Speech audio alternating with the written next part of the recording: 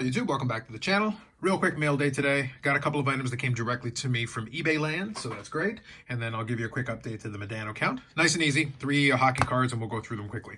First one here is from 2023-24 EX2000. We talked a lot about that on the podcast and I showed this card, but now I'm going to show it a little bit better. And this is the double helix of Jake Ottinger. So you can see a little bit better here. I'm just trying to play with the light a little bit. You can see kind of the metallic effect. It's got a little bit of shine going to it. These are actually case hits. And part of the discussion that we were talking about was they are nice cards. They actually did a pretty good job on these. And there is a gold version of this that's 1 in 10 cases, so even tougher. And the value just doesn't hold up on a lot of these, relatively speaking, because case hit or not, it's one of those things where the product itself is kind of stagnated after the initial openings in the first week. But it's one of those things where the product started off too high. So even cards that are nice like this, in a lot of cases, end up selling for probably less than they should. But as a collector, from the buying side of it, it's pretty good. But if you open up a case hit and you can barely get back a third of the price of the box, if I was the person who opened the box, I wouldn't feel that great about it. But as a person who's buying the single, it works out really awesome. So first one there versus Jake Ottinger. Second one here, we've got a couple Modanos to finish up. This is from 2003-2004 Topps Pristine Hockey. I mentioned before that I've been chipping away at a lot of those Topps Pristine. There's not a lot left, to be honest, because it was just the 1 year of it, or I think it was just the 1 year. So this one here is the Pristine Patches Refractor version.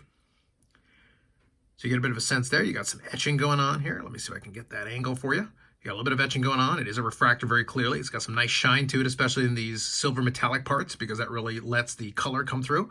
You can really see that rainbow foil, that rainbow shine from the refractor. And then also in the title here, and then this part circling around. It's pretty much just a basic patch piece, one color, but nonetheless, it looks like a pretty nice overall card.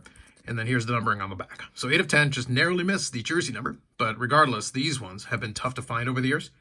The supply just kind of dried up years ago. So anytime you can get anything from the early 2000s like this, it's pretty solid. Another good one off the checklist. So that's the second one that came in there.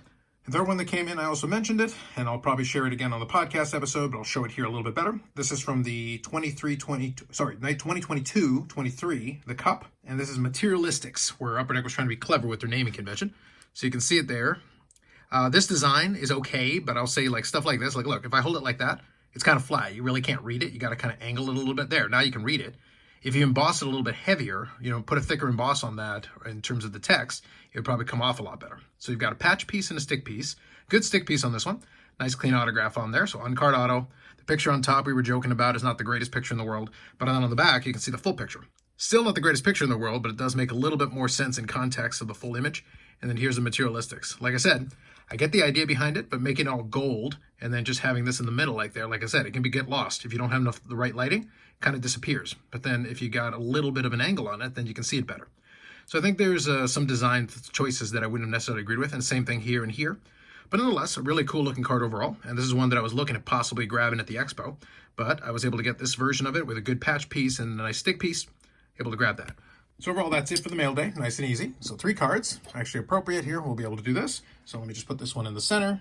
Obviously, this is kind of a highlight piece, and it's numbered to 15 as well. I should have made mention to that. And then here is the Pristine Patches, numbered to 10. And then to finish off here, kind of the case hit, double helix from EX2000 of Jake Ottinger. So 3 Dallas Star cards and then 2 Modano cards to add to the collection. Let me lower this down a little bit here. There we go.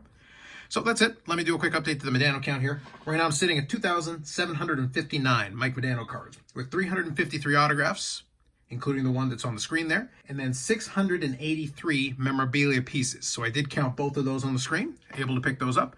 A couple of weeks away from the expo now. We're getting closer to it. I'll do another video talking about that as we get closer, and obviously we'll talk about it on the live streams and everything as we get closer to that. Videos will be coming up from that, and we'll try to do a live stream during the expo as I usually do. But more than likely, and I'm not official on this yet, but I'm like 95% sure. The same week of the expo, probably the podcast episode will be a live episode where we'll talk about that and a couple of things. So that'll be kind of our live for the week for sure. And then I'll try to get one in there during the actual expo week as we get closer to it. So that's about 2 weeks from now, the week of the 24th. That'll be when I'll be doing some of that stuff. Other than that, that's it for this one. More videos coming up on the channel. Live streams on Fridays at 8 p.m. Eastern Standard Time. The longest running episodic, whatever it is, we'll figure it out someday.